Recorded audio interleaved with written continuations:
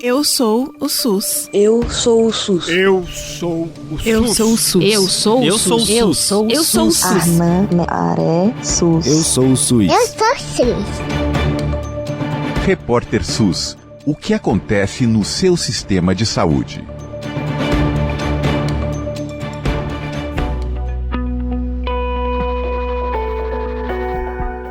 Estamos no ar com mais uma edição do Repórter SUS, o seu podcast de saúde. Nessa semana a gente vai falar sobre a importância do consumo de frutas e hortaliças para a saúde e a partir de um dado preocupante. Um estudo realizado na Universidade Federal de Minas Gerais mostrou que houve uma queda no consumo desses alimentos entre 2015 e 2023 aqui no Brasil. Essa comparação foi feita com o período de 2008 a 2014. Olha, de acordo com a OMS, a Organização Mundial da Saúde, a recomendação é de um consumo de 400 gramas de frutas e hortaliças por dia, mais ou menos 5 porções desses alimentos todos os dias, em pelo menos 5 dias da semana. Entre os benefícios desse consumo está a prevenção de doenças crônicas, diabetes, doenças cardiovasculares e até câncer. E para entender melhor a queda desse consumo e a importância das frutas e hortaliças para o nosso organismo, para a nossa saúde, hoje a gente recebe a Isabela Veiga, que é doutoranda da UFMG e principal autora do artigo que foi recém-publicado na revista Cadernos de Saúde Pública. Isabela, é um prazer ter você com a gente. Obrigada, viu? Oi, pessoal, bom dia. É um prazer meu estar aqui falando um pouquinho sobre o estudo e trazendo um pouquinho sobre esses dados. Vamos lá, então. Isabela, esse estudo que foi conduzido por vocês mostrou que após um aumento no consumo de frutas e hortaliças entre 2008 e 2014, agora a gente está presenciando uma queda nesse período de 2015 a 2023. Dá para a gente saber quais são os principais motivos desse declínio?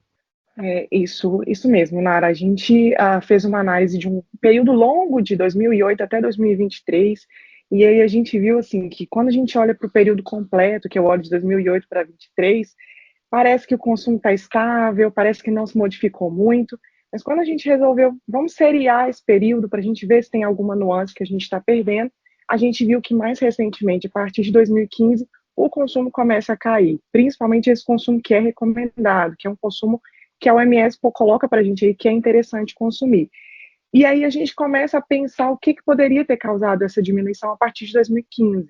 Então a gente juntou aí com outros indicadores de saúde que também tiveram uma queda a partir de 2015. Então a gente vê aí que começa a mudar o perfil da população de consumo, o perfil de hábitos saudáveis de um modo geral, e a gente começa a linkar com um cenário principalmente econômico, que a gente começa a pensar em crise política, em uma instabilidade política, uma crise econômica. Então, isso tudo reflete na saúde da população, reflete no poder de compra da população, né? A gente fala de custo de alimentos, então, os alimentos saudáveis, agora eles já inverteu o cenário, então os alimentos saudáveis, eles agora são mais caros do que os alimentos não saudáveis. Então, isso tudo traz um impacto nos comportamentos de saúde da população. Essa ideia de que frutas e verduras fazem bem para a saúde é uma ideia que está muito incorporada no nosso imaginário, no senso comum. As mães falam, os pais falam, os avós, as avós, os avós, a gente escuta isso na escola, escuta isso no consultório médico, no dia a dia, é muito óbvio para a nossa população, principalmente quando a gente faz a comparação com os alimentos industrializados, ultraprocessados, né? Mas para a gente entender melhor esses benefícios, e acho que nunca é demais a gente relembrar, qual é o efeito desses alimentos no nosso organismo? Por que a gente associa fruta e verdura à prevenção de doença, Isabela?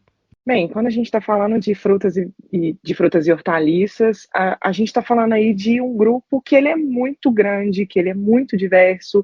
Pensando aí no Brasil, que é um país tropical, que a gente tem muita produção de fruta, a gente tem uma variedade muito grande desses alimentos, a gente está falando de que cada um desses alimentos vai contribuir de alguma forma para o nosso padrão alimentar. E eles vão contribuir aí com o que a gente fala de micronutrientes. Então, quanto mais variedade a gente come, mais frutas e hortaliças, uma maior variedade de micronutrientes, de vitaminas, de fitoquímicos, são alimentos que são compostos por fibras naturalmente. Então, vão ajudar aí no nosso trânsito intestinal, vão ajudar na prevenção da obesidade, da síndrome metabólica. Então, a gente está falando de doenças crônicas. Constituir um padrão alimentar com esses alimentos é de prevenção de doenças, principalmente doenças crônicas, né, que a gente vai falar. Então, quanto mais diverso, quanto mais composto por esses alimentos, maior o efeito protetor. E aí tem uma questão que ainda também é importante, que é quando a gente tem um consumo desses alimentos no nosso padrão, a gente diminui o consumo de ultraprocessados. Então, é uma via de mão dupla, não só por consumir esses alimentos, mas por evitar os ultraprocessados que trazem malefícios para a nossa saúde. É importante a gente ressaltar que o Brasil ainda não é um país em que a população consome mais ultraprocessados do que alimentos in natura. Embora esse consumo de ultraprocessados venha crescendo bastante nas últimas décadas, a gente ainda tem uma janela de oportunidade, porque a nossa população, né, Isabela, ela é muito apegada ao nosso prato básico, o arroz, feijão, proteína animal, e isso também inclui a salada, que tem frutas e verduras quando a gente fala do tomate, do alface, da rúcula, do agrião e de outras hortaliças e frutas que são muito comuns no nosso dia a dia. A gente ainda tem também uma proximidade da nossa população em diversas regiões, inclusive urbanas, com a agricultura familiar, que está decaindo, infelizmente, mas que ainda existe. Eu queria conversar um pouquinho com você, Isabela, sobre essa janela de oportunidade. Há situações, há políticas, há ações que a sociedade brasileira pode incrementar e amplificar para que a gente não saia dessa janela de oportunidade, para que a gente não reverta esse cenário.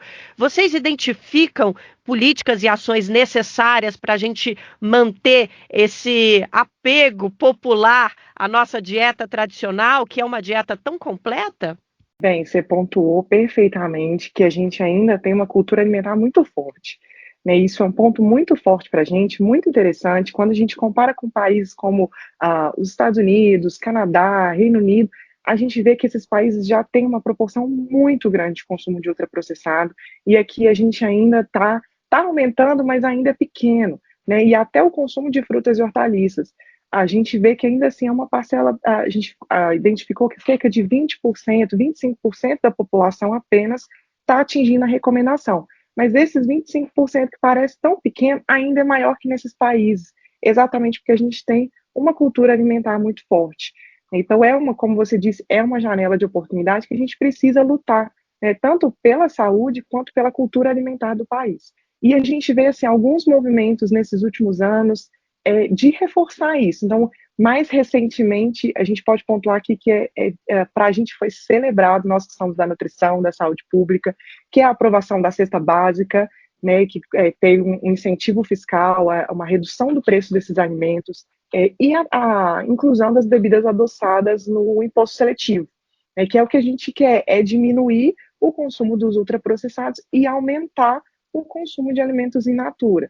E aí, assim, de um modo geral, a gente pode pensar que a gente tem um monte de política que está aí impermeada por esses alimentos. Então, a gente está falando do PNAE, que é o Programa Nacional de Alimentação Escolar, que tem uma taxa e uma porcentagem de alimentos que são destinados à compra de alimentos da agricultura familiar. A gente tem os restaurantes populares, né? Aqui eu estou em Belo Horizonte, então os nossos restaurantes populares são muito fortes, e tem muita essa questão de comprar alimentos da agricultura familiar. Então, é reforçar essas políticas que já existem e a gente aumentar políticas que se direcionem à compra de alimentos da agricultura, a divulgar o nosso guia alimentar, que é um guia alimentar tão forte, que tem sido reconhecido mundialmente, que está falando para a gente, vamos consumir alimentos in natura, que isso é bom para a saúde, né? Então, divulgar esses alimentos, reforçar, e a gente tem agora o PAA, que é o Programa de Aquisição de Alimentos da Agricultura Familiar. Então, reforçar essas políticas para a gente ajudar o pessoal da agricultura familiar e a gente mesmo, que é consumindo esses alimentos. E essa discussão está bastante forte no Brasil nesse momento por causa do preço dos alimentos, né? A gente sabe que o governo federal vem anunciando que esse problema é um problema que vai ser foco para que a gente consiga encontrar a solução nesse ano de 2025. Bom, e uma das ações previstas, né, que vem sendo divulgadas, mas ainda não foram especificadas, é justamente o fortalecimento da agricultura familiar. Agora, tem outros dados, Isabela, na pesquisa de vocês que chamam bastante atenção. Um deles diz respeito aos grupos, né, que foram mais afetados por essa redução do consumo de hortaliças e frutas. Vocês identificaram que principalmente homens, jovens adultos e pessoas com maior escolaridade tiveram uma redução mais ampla desse consumo. Dá para a gente entender esses cenários? Assim, a pesquisa, sei que não se foca nesses pontos, mas dá para a gente ter uma ideia de por que esse cenário acontece? Acho que causa estranheza, principalmente as pessoas com maior escolaridade, que na nossa cabeça a gente já identifica, olha, vão ter mais acesso à informação, né? Então vão saber qual é a comida que faz bem, qual é a comida que faz mal. Por que a gente encara esse cenário nessas faixas etárias e nesses grupos econômicos e com alta escolaridade? Bem, a gente também enfrentou esse dado e olhamos e falamos, gente, como que a gente chegou nisso? E aí fomos sentar, fomos discutir, e aí a gente foi olhando os estudos, fomos discutindo mesmo, e vimos que, assim, a população mais jovem é a que diminuiu o consumo, e, de fato, essa população está mais exposta aos alimentos ultraprocessados, né? Então, a gente vê que tem um maior consumo de ultraprocessados entre esses alimentos, e aí acaba diminuindo o consumo de frutas e hortaliças. E aí, diferente dos jovens, a gente vê que os idosos mantêm esse consumo, então, para eles não teve redução, né? Ou foi menos significativa, ou não teve essa redução, porque eles mantêm esse hábito de consumir as hortaliças, de consumir mais frutas, né? Então, eles mantêm esse hábito, enquanto os jovens, em contrapartida, acabam aderindo mais aos ultraprocessados. Quando a gente olha para os escolarizados, o pessoal com mais anos de estudo, né, a gente pensa também, nossa, vai ter mais acesso à informação, vai procurar consumir melhor, mas a gente viu e a gente, assim, para nós, o que ficou claro é que a crise econômica atingiu todo mundo nos últimos anos, inclusive as pessoas mais escolarizadas, e que a gente normalmente acha que as pessoas mais escolarizadas, elas têm um acesso a empregos melhores, a uma renda melhor, mas a crise de 2015 para cá pegou todo mundo, né? Então a gente fala de pandemia, a gente fala de um cenário muito difícil e que foi igual. É claro que para a classe mais pobre ou com menos escolaridade, né, que normalmente a gente faz essa associação, ela foi muito mais impactada, mas atingiu todo mundo de uma forma mais igualitária.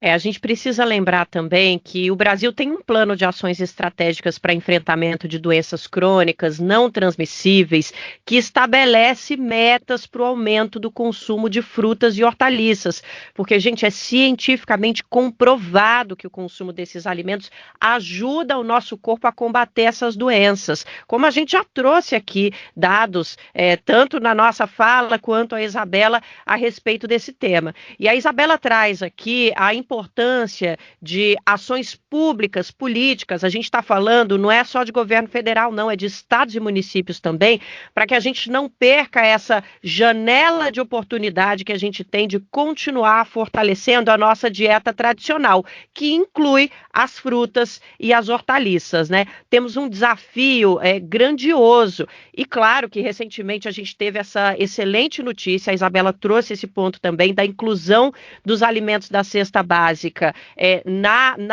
na lista de produtos desonerados pela reforma tributária. Tivemos a inclusão de bebidas açucaradas nos alimentos que vão ser taxados a mais, ou seja, produtos que fazem mal à saúde precisam pagar a conta, precisam devolver para a sociedade esse malefício, porque o SUS não pode dar conta disso sozinho. Mas eu queria aproveitar que a gente está trazendo aqui o Sistema Único de Saúde, Isabela, para falar um pouquinho sobre como a gente pode usar essa estrutura, que é uma estrutura que a gente sabe que tem seus problemas, vem desfinanciada desde sua concepção, mas também tem seus bons exemplos, tem seus avanços e durante a pandemia demonstrou sobremaneira como é forte e como é querido pela população. Vocês conseguem enxergar maneiras de a gente usar o nosso Sistema Único de Saúde para manter a nossa dieta como um trunfo, como essa carta na manga para a população brasileira conseguir manter a própria saúde? Eu imagino que a porta de entrada seja o local de referência para a gente continuar estimulando a nossa sociedade a consumir os alimentos in natura, principalmente as frutas e hortaliças. A gente consegue estabelecer programas de nutrição dentro do SUS para combater o avanço desse problema, Isabela? Perfeitamente. Quando a gente fala de SUS, e a gente está falando de mudar de hábitos, né, de um tratamento a longo prazo, uma mudança de hábitos a longo prazo, a gente está falando de atenção primária à saúde, né, as UBSs que estão no nosso bairro, que são de referência, que a gente vai, que a gente tem ali como conhecido, olha, eu sei onde é, eu procuro quando precisa. Então, a gente tem ali uma equipe que está preparada para receber, para atender, seja para prevenir a ocorrência das doenças por meio da mudança de hábitos, ou seja para tratar, para a gente lidar com isso de uma forma melhor e melhorar o prognóstico, né, para a gente ter uma vida cada vez mais longa e mais saudável. Então, a gente está falando de profissionais que vão ali engajar não só um consumo alimentar melhor, baseado lá no guia, que fala para a gente de consumir mais alimentos in natura, de prevenir os ultraprocessados, de evitar. A gente está falando também de um espaço de prática de atividade física, um espaço que vai estar ali discutindo com a gente o que a gente pode fazer. Olha, vamos reduzir o tabagismo, vamos reduzir o consumo de bebida alcoólica, que vai ser um conjunto de ações para a gente melhorar a nossa saúde, manter uma saúde boa por mais tempo. Então, quando a gente pensar em SUS para prevenir doenças, principalmente, a gente está falando de atenção primária à saúde, que aí para a gente é uma estratégia perfeita. E estamos falando também de intersetorialidade, né, Isabela? Não é só saúde, a gente tem aí educação, imagino que seja essencial para que a gente consiga reverter esse processo de diminuição do consumo de frutas e hortaliças. Vocês identificam essa importância também? Sim, claro. A gente está falando aí principalmente de espaços de escola, né, como eu pontuei antes, o PNAE, que é o Programa Nacional de Alimentação Escolar, ele está ali fazendo o papel dele de mostrar para as crianças que esses alimentos estão presentes no nosso dia a dia. A gente fala de educação alimentar e nutricional, que é contar para os meninos realmente o que é bom, o que deve fazer parte do nosso dia a dia, desses alimentos, para instigar um consumo cada vez maior, né? Então, a gente pode ter políticas avançando nos espaços das escolas, promovendo mais o consumo desses alimentos e evitando ultraprocessado nesses espaços, né? A gente já tem uma série de pesquisas ao entorno disso, buscando realmente trazer um espaço saudável, um ambiente saudável. Então, para a gente, a escola é um ambiente que realmente ele faz a diferença na vida.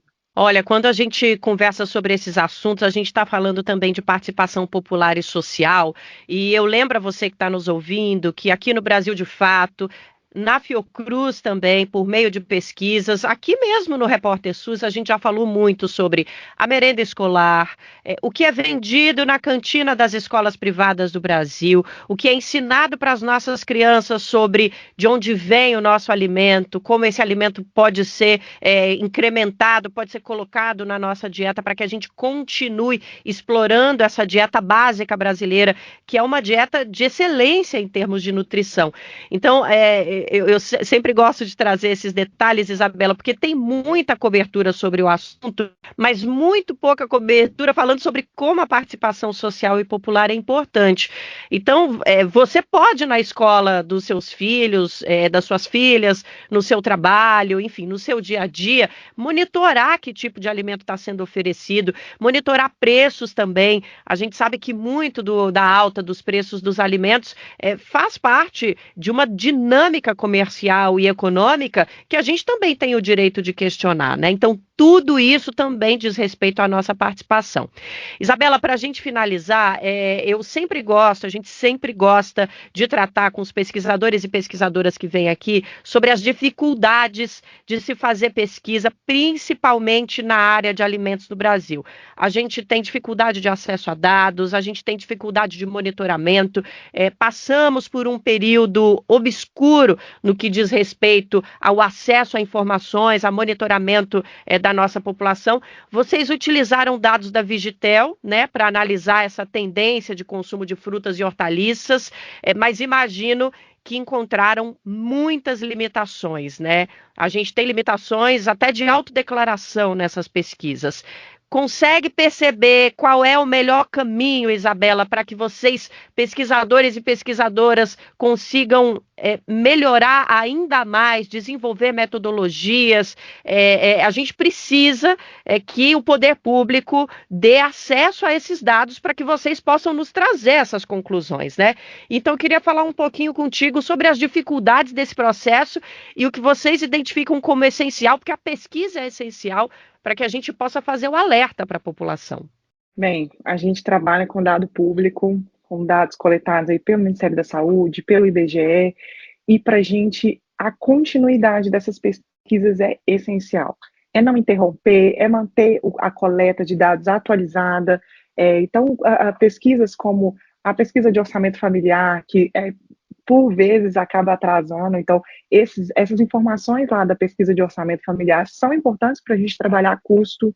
Então, se essas pesquisas estão atualizadas, a gente consegue falar de custo de alimentos com um dado atualizado. Quando a gente fala de pesquisa nacional de saúde, o próprio Vigitel, a gente precisa desses dados atualizados e precisa que essas pesquisas ocorram, né? Às vezes a gente tem uma dificuldade orçamentária para realizar essas pesquisas, porque são pesquisas grandes, tem toda uma logística para se realizar, mas a gente precisa de empenhar e entender o quão importante é esses dados para a gente fornecer um retrato da população. Então, quando a gente olha para essas pesquisas, a gente trabalha com os dados dessas pesquisas, a gente está contando para a população como que a gente está contando para o poder público como que a população está e o que a gente pode fazer para mudar isso, né? Então, quando a gente olha aí para um dado de consumo de frutas e hortaliças diminuindo, é porque a gente tem dado para falar isso, né? Então, a gente vai poder mudar, a gente vai poder trabalhar em cima disso a partir desses dados. Então, acho que a maior mensagem que a gente pode deixar é de que essas pesquisas são importantes e que elas precisam ser continuadas, elas precisam ser feitas e atualizadas,